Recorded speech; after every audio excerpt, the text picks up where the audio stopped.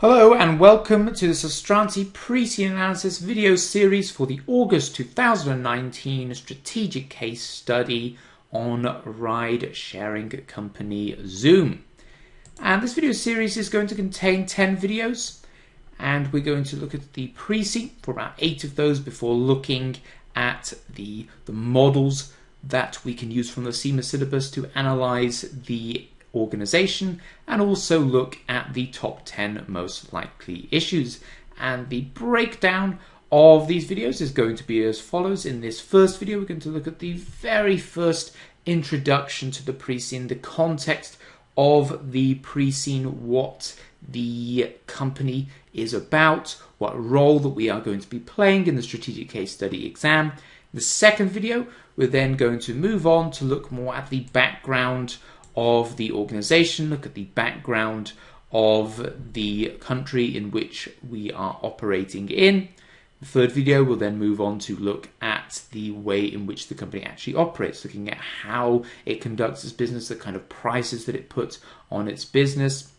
In the fourth video, we'll move on to the technology aspect of it, looking at the applications that the organization uses, looking particularly at this whole idea of driverless car technology and the various external factors, and also Zoom's internal involvement in the driverless car technology industry. The fifth video will then look at some of the statements of the organization, looking at its competitive environment, looking at extracts from its website, looking at its mission statements, its vision reports, its performance analysis. And in the sixth video, we'll look at the various different articles that are given at the end of the pre-scene, before coming back to the risk report in the seventh video, and finally finishing with the financial statements in the eighth video. So before we begin the analysis, I'll just tell you a bit about who I am and also how we are going to go through this video series. So first of all, my name is Peter Steth. I am the head of strategic case study here at Astranti. I've been teaching the strategic case study since 2016, and prior to that, I taught the management and operational case study. I'm also heavily involved in writing the various mock exams that we produce for our course, and also marking those mocks as well, seeing where students are going right, seeing where they are going wrong. And I use that information to help feedback into my video analysis as well, common mistakes that students make. I've also written several of the free study texts that you can use here at Astranti.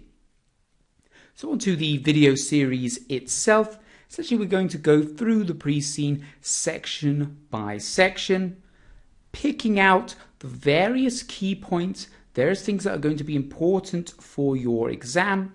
Also look at how real world companies, or how companies in this actual industry, obviously it's a fictional company in a fictional industry, fictional country, etc. But there are plenty of parallels with the real world, and that's what we will be tying the analysis to. So look at various key business models as well, some of the things that you will have learnt during your objective test studies, how we can apply some of those models to the case. So SWOT analysis, stakeholder matrices, and so on. We'll also look at likely exam issues that could arise, as in when we're looking through the analysis, are there particular points that they keep referring to?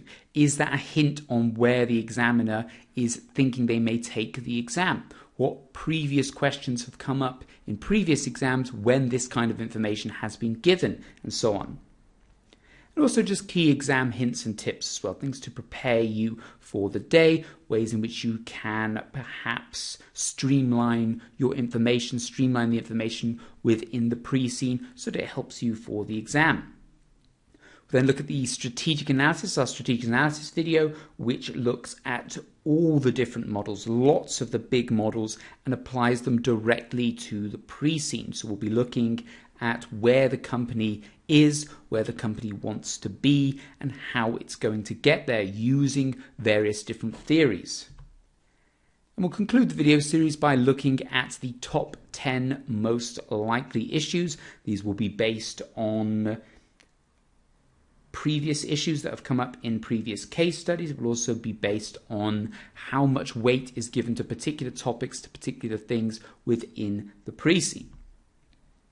And how this actual series will work is when we're going through it section by section, I'm going to assume that we have no prior knowledge as we go through it, as in the whole point of this video series should be as if you and I were looking through the videos together, or looking through the pre-scene together. So I'm not going to act as if I've read through the entire pre-scene when I'm going through each individual page.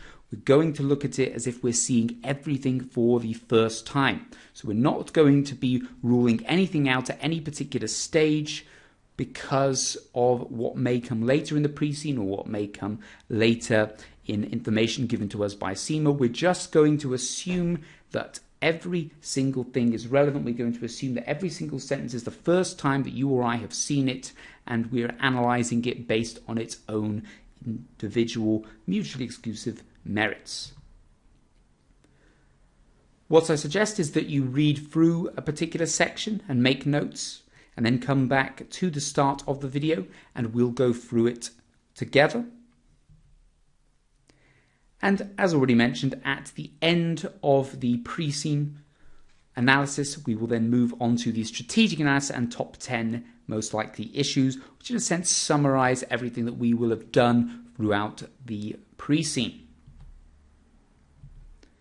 And as you're making notes on the pre-scene, remember this is the context for which the exam will be based. So there will be a lot of information here that perhaps won't necessarily be relevant in terms of answering the question. They're not going to be testing us on our knowledge of the pre-scene. They're not going to be testing us on things specifically in the pre-scene. It is the background information that will give us context when we are answering our questions in the exam. So if they are asking us a question on whether they should go ahead with this particular project and give us some information on that project, we will have background information on the industry, background information on the company that will allow us to pinpoint the suitability of this project based on what we know about the organization. Remember that you shouldn't be pre-writing anything based on the pre-scene. So don't assume that they're going to ask us a question on this. I'm going to write out a mock answer based entirely on this information in the pre-scene, and I'm going to ignore anything that comes up in the unseen, because remember, the unseen is the actual exam. The material given to us in the unseen should take precedence over material in the pre-scene if it contradicts. So don't write anything based on the pre-scene or pre-write anything based on the pre-scene, because it is the background information for us to deal with it. It's not the unseen, it's not the exam, it's just the background information. But saying that, we must use the information in the exam, but we must tie it back to the context of the unseen. And your recommendations must be consistent with strategic analysis. So if when we're going through our strategic analysis and we're looking at suitable projects, we're looking at suitable things for the company to undertake, if your recommendation completely flies in the face of all that analysis, it flies in the face of everything that's in the pre-scene, everything's in the unseen, then you're likely to get marked down because it is not a sensible conclusion. So let's start this video series by looking at the first page. And of course, this may sound like a very logical place to start, but you'd be surprised at how many students do not really look at the first page. They do not analyze the first page. They skip ahead to the more meaty areas of the pre-scene. They look at the financial statements. They look at the risk reports. They look at the CSR reports. They look at the operations. But just as the pre-scene is the context to the exam, as I mentioned in the preamble a minute ago, the first page is the context to the rest of the pre-scene. There's a lot of valuable information in this very small section. And the first thing that is important here is this opening statement of, you are a senior financial manager at Zoom, a transport network company. And this is very important because this is the role that we are playing in the pre-scene. This isn't an exam like your objective tests where you are just answering the questions. You are playing a role. And so one thing that a lot of students do, a mistake that a lot of students make, is they enter the exam, they sit the exam as X, the accounting student, rather than X, the senior finance manager. And the examiner's reports that CIMA publish after every single sitting, which I thoroughly recommend that you do read because it gives you some real key insights into what the examiner is looking for and what they aren't looking for, so that you can adapt your approach accordingly. And one thing that they do say in the examiner's report is that the students are not playing the role effectively. And you could be forgiven for this because the actual explanation of the role which you're playing is never mentioned in the pre-CIM. It's actually on the CIMA website in the initial preamble to the overview of the strategic case study exam. But we're going to review a bit about this role in this opening part here, just so that you are all on board, you are aware of what you are doing. And in the preamble to the strategic case study exam, CIMA says that as a senior manager, you are reporting to the finance director and the board of directors. And they do go on to mention this here in the pre-CIM report, directly to the chief financial officer of Zoom, and advise them on special projects and strategic issues. What it doesn't say here, that it does say in the preamble to the strategic case study exam, though, is what this actually involves. And what it does involve is more than just advising on projects and strategic issues. It specifically states that you need to analyze the risks. And so what this means is that for everything that you are talking about, every special project or strategic issue that you are advising the board of directors and the chief financial officer on, you need to consider the risks, whether that's risks of that specific project or also considering the risks to the organization as a whole that are currently facing it, and does this particular project, does this particular strategic issue go some way to solving those risks. So we know that we're a transport network company, so off the back of that we've got several risks that we can think of. So if you think that this company is somewhat similar to Uber, you can think of the various risks that have affected Uber recently. They had their licensing taken away for the City of London, so that for a period of time Uber could not operate in London. And that, of course, had a huge impact on the amount of revenue that they generated. You also have to think about the data leaking issue, where they had a lot of their data stolen. This had sensitive information about various different customers. It had sensitive information about the company, sensitive information about the drivers, and lots of credit card information and things like that as well. And what made it even worse is they didn't admit that it had happened.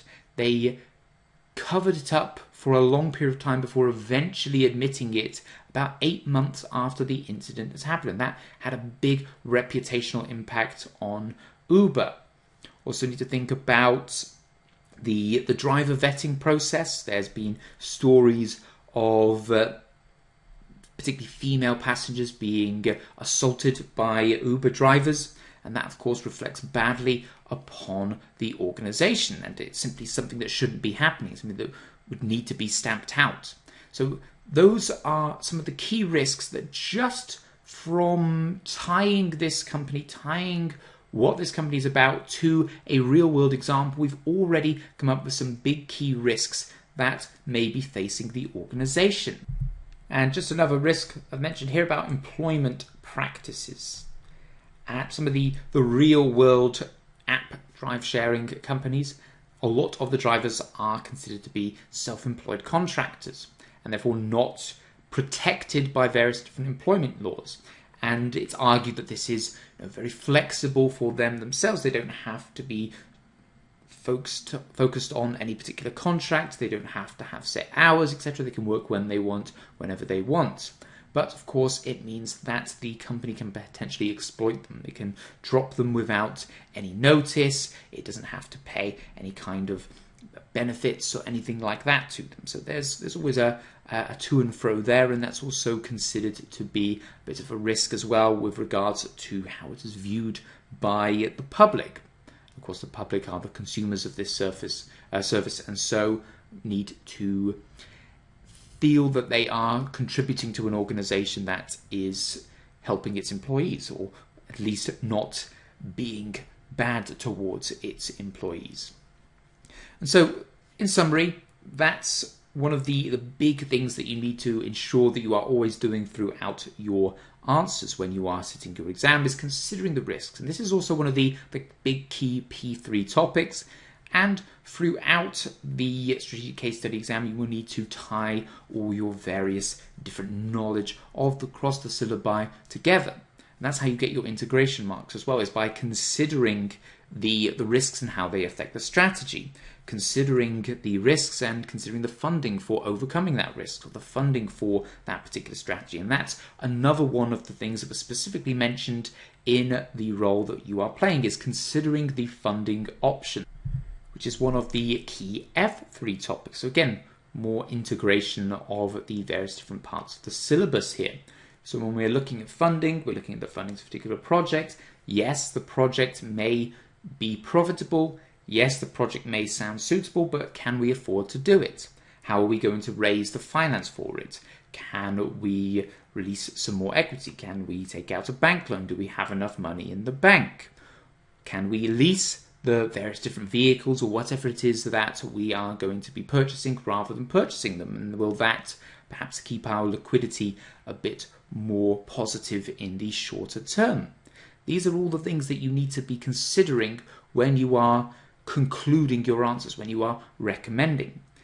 Another thing that was mentioned was options and recommendation. And what this means is more thinking strategically. So we're now in the more E3 area of the syllabus. And a mistake a lot of students make when they are answering their exam is they see what has been written, they see what has been presented, and they just go with it. Or the chief financial officer is thinking that we should do this and they want our views on it. So let's just say, yeah, I see why you say that, I see why you say that, it's a good idea, let's go with it. That's not thinking strategically. They want you to consider alternative options. If you feel, based on all the information that you've got, based on the information in the pre-seen, based on the information in the unseen, based in the reference material, etc., if you feel that this is not a good option or that there is a better option, then you need to say that. CIMA expect you to go against what the chief financial officer is saying if there is a reason for it. They don't want you to just say, oh yes, good idea, and not really consider whether it is a good idea or not. And actually, CIMA do expect you to do that, and it's been mentioned in examiners' reports as well that students aren't doing this. So if you feel that there is a real reason why they shouldn't go ahead with a particular project, then by all means say so, because this is part of your role as well, as considering other options. The second part of that is considering recommendations or making recommendations. Again, remembering your audience. We are reporting to the chief financial officer. We're reporting to the board of directors. The board of directors will be very busy. They will have a lot of decisions to make. They will have a lot of meetings going on all the time. What they don't want to do is to be given a huge amount of raw data and told, here's all the raw data, make something of that. It's up to you as the senior finance manager to collate that information and process it into a solid recommendation, a solid summary and a solid recommendation based on that information, because that is what the chief finance officer and the board of directors will want. So always make sure, as a summary, you're considering the risks, you are considering how things are going to be funded, you're considering whether or not there are any additional options or better options, and you are summarizing everything with a firm recommendation. And if you remember to do these things, you will be in a much better position for passing your strategic case study exam, because these are the things that CIMA is looking for. They specifically mentioned that they are looking for these things in the strategic case study exam. So keep those in mind, and you won't be one of those people that the examiner is talking about when they say that students aren't considering the role. So that's a background to the strategic case study exam. Let's continue looking through this opening paragraph here. So we see that Zoom's primary activity is a taxi cab hire service using its mobile application and website to match customers with drivers to transport them to their destination of choice. So again, very similar to Uber and companies like that. And they also offer a bike sharing service. So again, a bit different. This could be perhaps more similar to the bikes in London, where you can rent the bikes for a day and then you take them to particular drop-off points. They're known as Boris bikes, as they are called. And so we need to think about the external environment here. This is what you should be thinking about when you see information about what the company is doing. So looking again at what kind of things will impact this operation. And a good way to start by that is looking at your per-sell analysis, which you'll remember from E3. So looking at political factors. And again, I mentioned in the section on risks when I was talking about Uber about city licensing. So we're going to rely on the various different city councils to allow us to operate, just as the council stopped Uber from operating in London. So when we're thinking about political involvement here, various different councils can stop us from operating our bikes, can stop us from operating our drive share service in certain areas. So we will need to consider them to be key stakeholders or important stakeholders that we ensure are kept up to date, to ensure that we are not doing anything that would go against how they feel that we should be acting. They need to think about economics as well. It's perhaps a service that is very expensive, or perhaps it is a service that is very cheap. And that will obviously have an impact on how many customers that we get. If we are a particular prosperous country, which we are, operating in Jayland, a large and prosperous country, of which a significant portion live and work in urban locations, that creates a positive environment for an organization like ours, because people are working in urban locations, people who work in urban locations command higher salaries, they often need a lot of transport, and therefore a service where they can order a taxi from their phone and it comes straight to their place of work and then takes them to their next place of work is probably going to be a very suitable service for them, a service that they would value. For social and technology, this kind of service would most likely be more popular with a younger audience because they use their phone a lot, they use media a lot, and it's a newer way of doing things rather than perhaps older generations who would still use the more classic methods of transport, maybe public transport or maybe standard taxi cabs, the kind that you see in London, the kind you see in New York, where you hail them from the side of the road. But because of the fact that it was all done through a mobile application and websites and geographical locations, etc., we need to be at the cutting edge of technology. If a competitor comes out with a much better computerized system, a much better app that is more user-friendly, that is more accurate, etc., then that will cause us to lose customers because they will be moving towards that competitor with the better technology, because this is a technology-based enterprise, a technology-based industry in many ways, even though it is a transport company. With environmental aspects, remember that we are, in a sense, looking to share taxi cabs and hire taxi cabs. So we are going to be using a lot of vehicles, and then perhaps that's not actually the most environmentally friendly way to operate, because maybe it's creates more pollution to have more taxi cabs running around a city than it does for people to use public transport. But then that's also something that links back to the government, that links back to the councils, links back to politics, in that if they were to invest more in public transport, perhaps that would take away custom from us. But then we've also got this bike sharing service, so that can be promoted as a way of reducing carbon footprint because it's getting more and more people cycling. It's motivating people to cycle more, thus reducing pollution.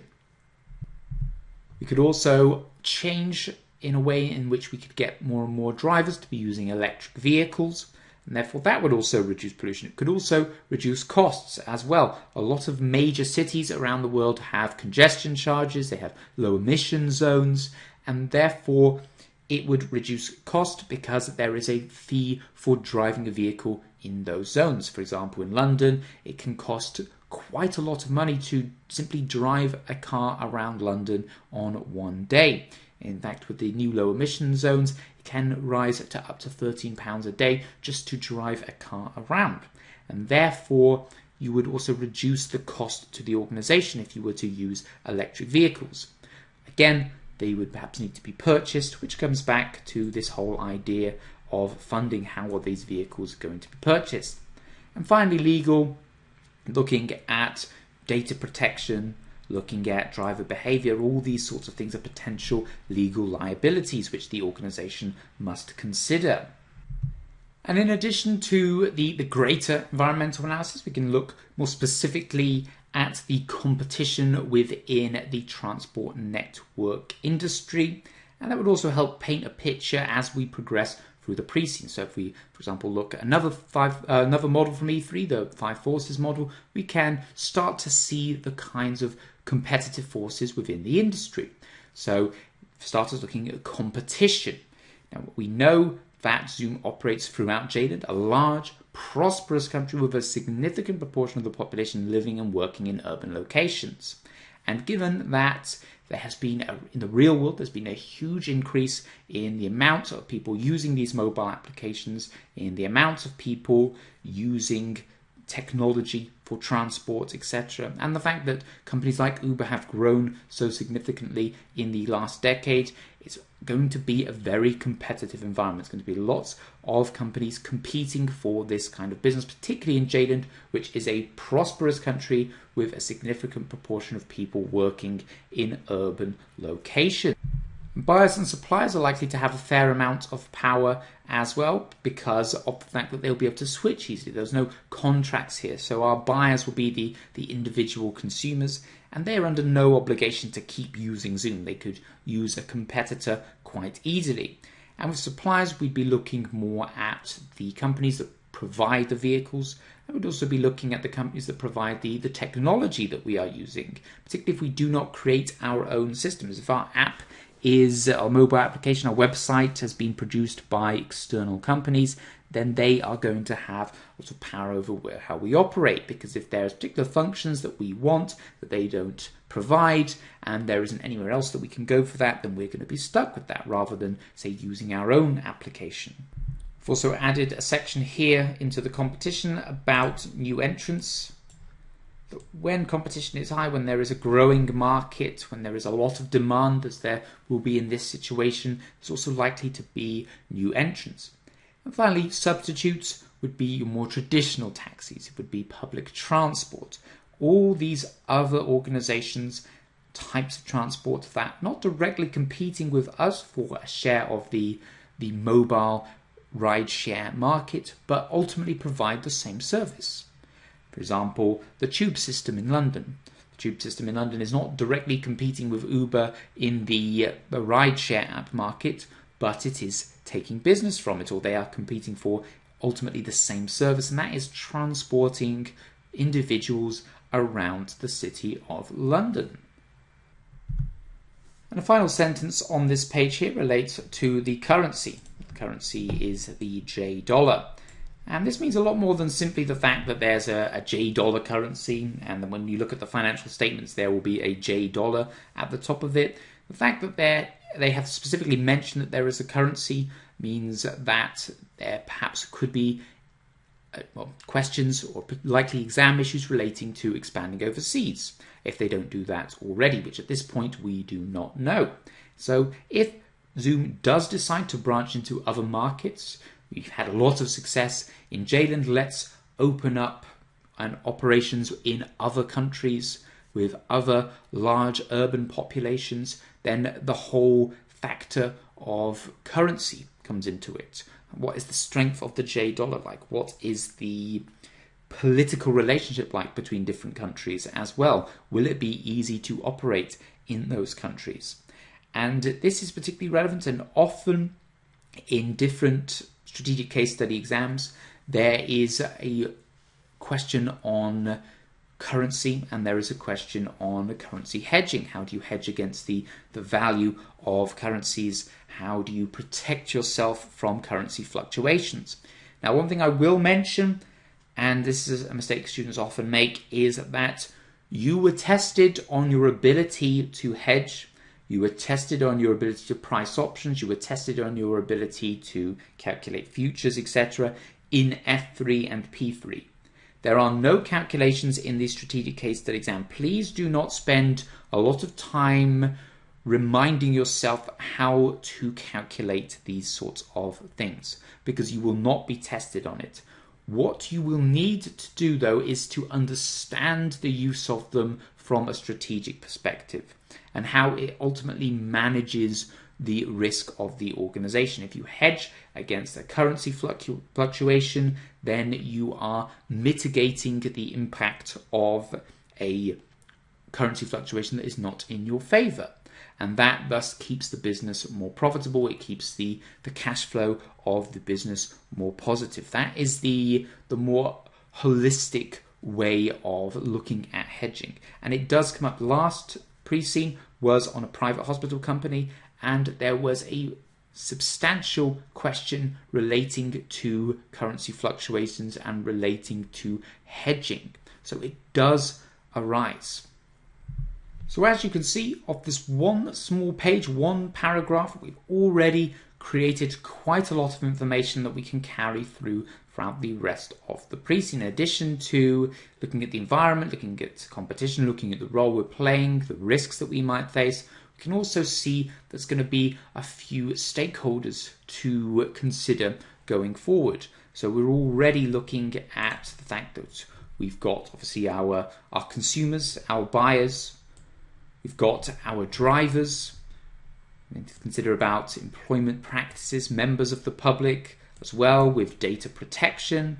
We've got the councils, licensing, so the particular people that we need to speak to at the councils to ensure that we have the license to operate in the locations that we're operating in, etc. So we're already building a matrix of stakeholders as well. And it's important that we consider our stakeholders, because another thing that was mentioned in the role in which we play in the strategic case study exam is to keep all stakeholders in mind, not just focusing on shareholders, not focusing on the directors or just employees or just the customer. Consider all stakeholders, of which we have already come up with a few. And just as a quick caveat, as we move on through the video series, I'll be primarily using the company Uber for the purposes of industry examples, because they are by far the largest organization, and also there are many different examples that we can use. There's many different instances of things that have gone wrong at Uber, such as with the city licensing, such as with the driver behavior, such as accidents, etc. And also they're just a very well-known organization. But actually, if you do want a more accurate reference in terms of what this company is perhaps based on, one company that you could look at as part of your own research is, and also if you look at the industry pack, we've got lots of information on it in there, is the company Lyft, spelt with a Y, L-Y-F-T. It's a company in America and generally not known outside of America, and they only operate within America, with the exception of a couple of cities in Canada. But they are far more like Zoom in terms of the size, in terms of them being the second biggest company for ride sharing within America. In terms of the financials are very, very similar. They're also a loss-making company, very similar to Zoom, and they are investing in autonomous vehicles in a very similar way to Zoom, in terms of the fact that they have partnered up with an organization and they've been testing it for around the same period of time. So just as a caveat for that, as I said, I'm going to primarily focus on Uber because of the relatability of it, and most of the examples are going to be more environmental rather than specifics to the internal operations or the internal size of the company, which is not necessarily relevant for that environmental aspect of it. But do look at the industry pack if you do want more information on the company lift, which is going to be the focus of that pack. So that concludes this first video. Please join me for the rest of the video series as we'll continue going through the pre-scene and building on a lot of the foundation that we have already established here in this first video. So thank you for watching this video. I hope you have enjoyed it, and more importantly, you have found it useful. I'd like to finish by just telling you a few things about the products that we produce here at Astranti and the ones that are part of our course. So these materials can all be purchased as part of the course or purchased individually. So we have our study text. We have 3 study texts for all the objective test exams. So 3 study texts for E1, P1, F2, F3, etc.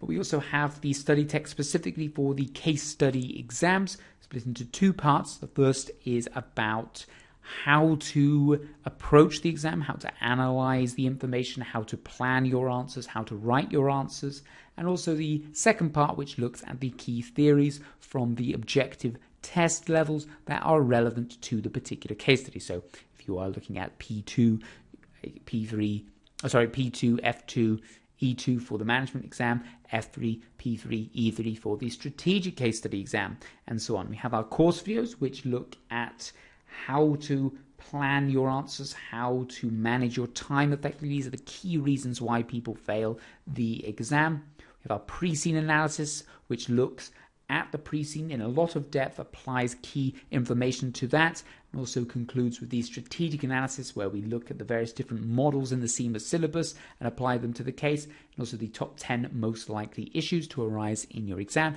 Generally, we have a 70 to 80% accuracy rate on our top 10 issues.